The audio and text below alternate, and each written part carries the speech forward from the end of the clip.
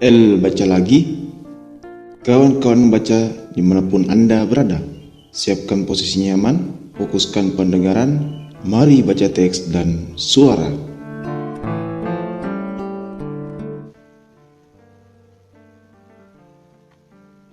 Novel filsafat Gadis Jeruk, karangan Justin Gardner.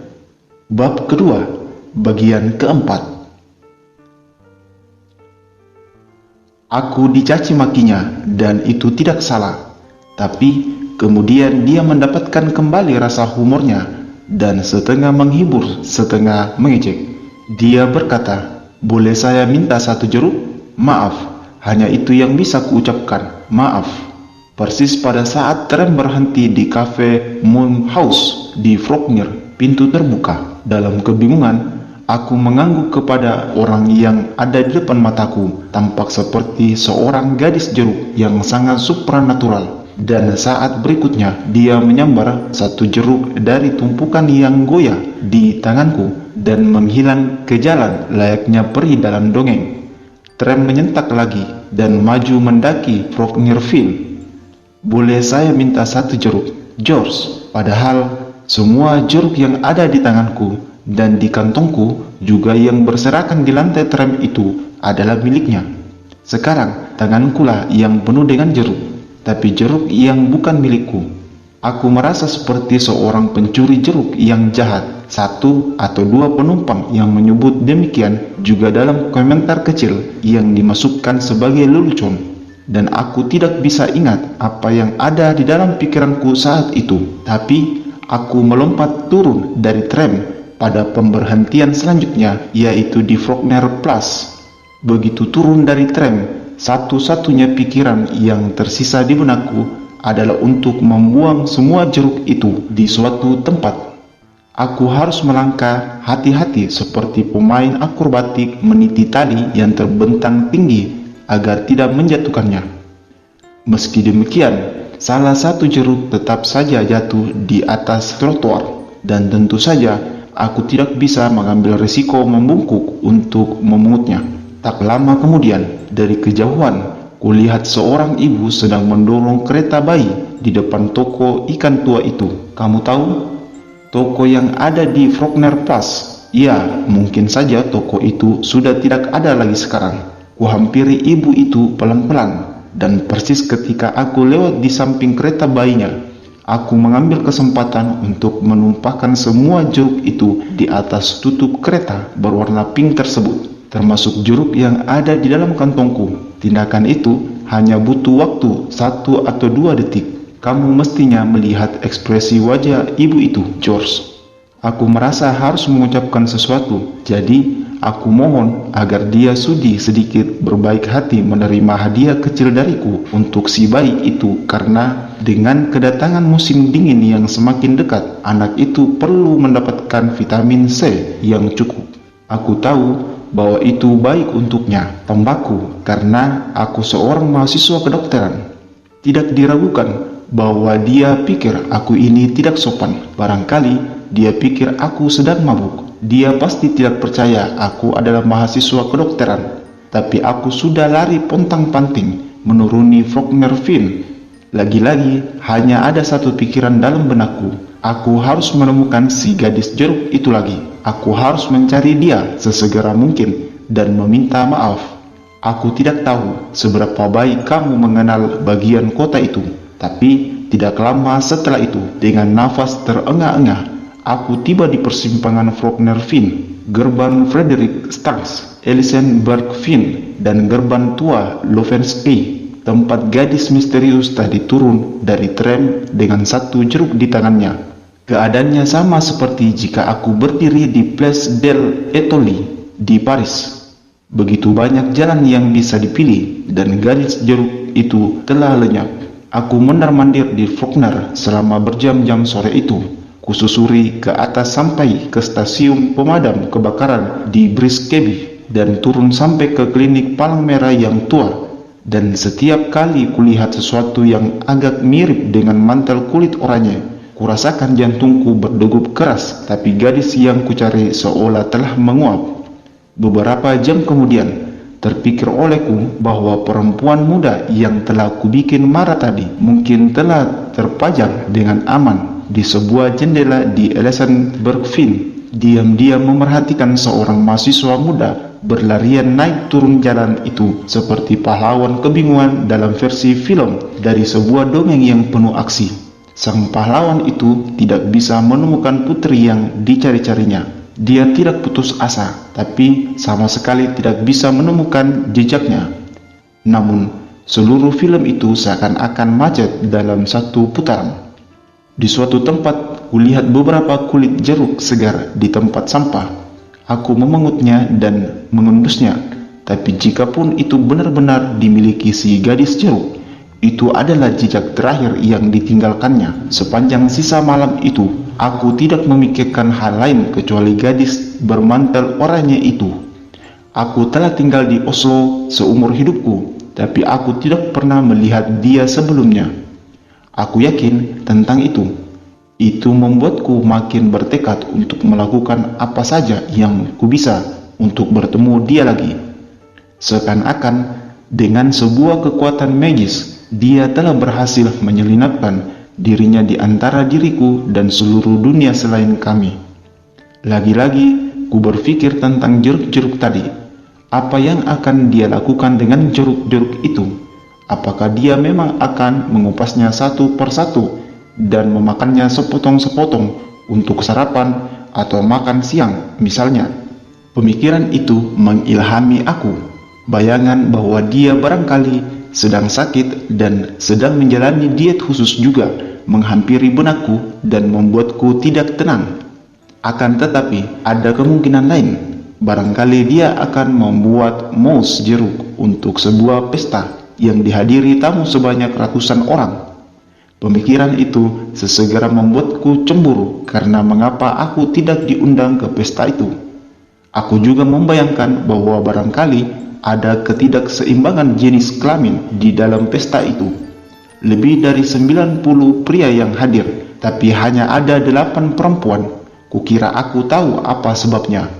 Mousse jeruk itu akan dihidangkan pada perayaan akhir semester di sekolah manajemen Norwegia, dan karena bidangnya manajemen hanya ada sedikit mahasiswi di sana.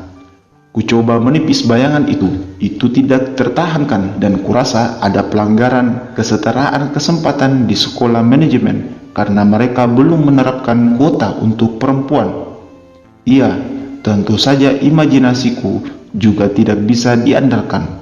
Barangkali si gadis jeruk hanya sedang dalam perjalanan kembali ke gubuknya yang sempit untuk memeras berliter-liter jus jeruk yang akan disimpan di kulkas.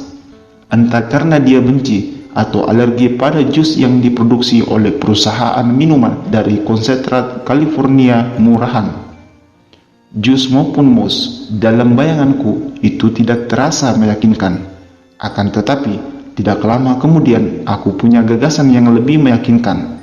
Si gadis jeruk itu mengenakan mantel anorak tua yang sejenis dengan tipe yang dikenakan Roald Amundsen dalam perjalanan kutubnya yang termasyhur.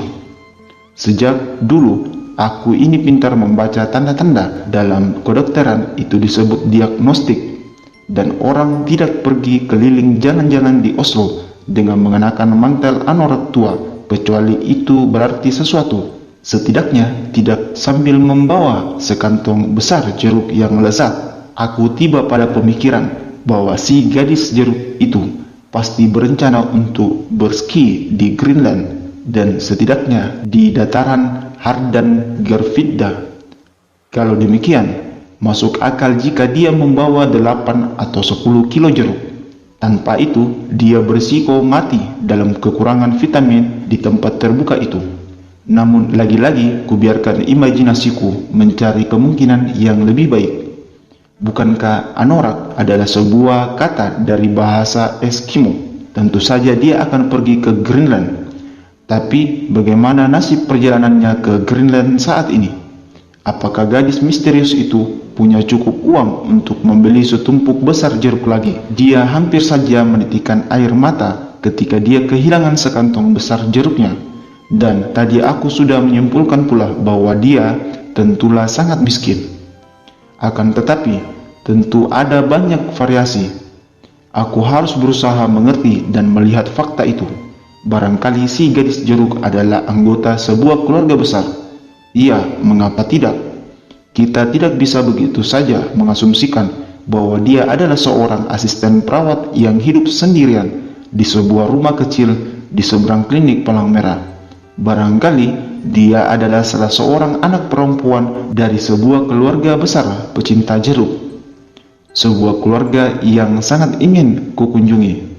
George, aku bisa membayangkan mereka mengitari sebuah meja makan besar di salah satu flat tua yang bagus di distrik Faulkner dengan langit-langit tinggi berhiasan lapisan plaster ornamental. Selain ibu dan ayah, ada juga anak dalam keluarga itu.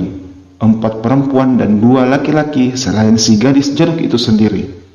Dia anak tertua, dia adalah kakak perempuan yang penyayang dan baik hati. Sifat-sifat itu akan makin matang dalam dirinya pada masa depan. Sekarang mungkin perlu waktunya yang lama supaya adik-adiknya mendapatkan jeruk untuk dibawa ke sekolah. Dan pemikiran ini menjalar seperti getaran dingin di sekujur tubuhku. Dia sendiri mungkin adalah seorang ibu dari sebuah keluarga kecil yang terdiri dari dia dan seorang bapak yang baik yang baru saja menyelesaikan studi di sekolah manajemen itu, serta anak perempuan mereka yang berusia 4 atau 5 bulan yang namanya kubayangkan karena suatu alasan tentang Run Fate. Ada pula hal lain yang harus kupertimbangkan sebagai sebuah kemungkinan. Perempuan yang mendorong bayi kecil berselimut pink di dalam kereta bayi di luar toko Faulkner Fish dan Game itu tidaklah mesti ibu bayi itu sendiri. Dia mungkin saja seorang pengasuh yang bekerja untuk si gadis jeruk. Pemikiran ini menyakitkan, meskipun itu berarti bahwa sebagian jeruk itu menemukan jalan untuk kembali ke gadis muda dengan sorot mata tupai itu. Dunia tiba-tiba menjadi begitu kecil dan ada makna penting di balik segala sesuatu. Aku selalu jagoan dalam soal menggabungkan fakta-fakta. Harus kutambahkan bahwa akulah yang mendiagnosis penyakitku sendiri ketika aku tahu bahwa aku sakit. Aku agak bangga dengan fakta tersebut. Aku datangi saja seorang kolega dan kukatakan kepadanya apa masalahku. Kemudian dia mengambil alihnya dan setelah itu, ya, George, sampai di sini aku harus berhenti menulis sebentar. Mungkin kamu bertanya-tanya mengapa aku bisa menulis dengan begitu ceria tentang apa yang terjadi pada sore bertahun-tahun yang lalu itu. Tapi aku mengenangnya sebagai kisah yang menggelikan, nyaris seperti film bisu, dan seperti itulah aku ingin kamu memandangnya. Ini tidak berarti aku merasa enteng ketika menuliskannya. Sebenarnya aku benar-benar merasa putus harapan atau benar-benar tak terlipur. Untuk lebih jujurnya, aku tidak sedang mencoba untuk menyembunyikannya, tapi itu bukan sesuatu yang perlu kamu khawatirkan. Kamu takkan pernah melihat air mataku, dan aku akan bisa mengontrol diriku sendiri. Ibu sedang dalam perjalanan pulang dari kerjanya, dan kita berdua saja di rumah sekarang ini. Tapi barusan ini, ketika kamu duduk di lantai menggambar dengan krayon berwarna, kamu tidak bisa menenteramkan aku. Atau barangkali sebenarnya kamu bisa. Dalam tahun-tahun mendatang, ketika kamu membaca surat dari seorang yang dulunya adalah ayahmu, barangkali kamu akan mengirimkan kepadanya pemikiran yang menenteramkan. Pikiran itu telah menghangatkan diriku. Waktu, George, apakah waktu itu? Bersambung ke bab 3. Sekian dan terima kasih. Semoga bermanfaat.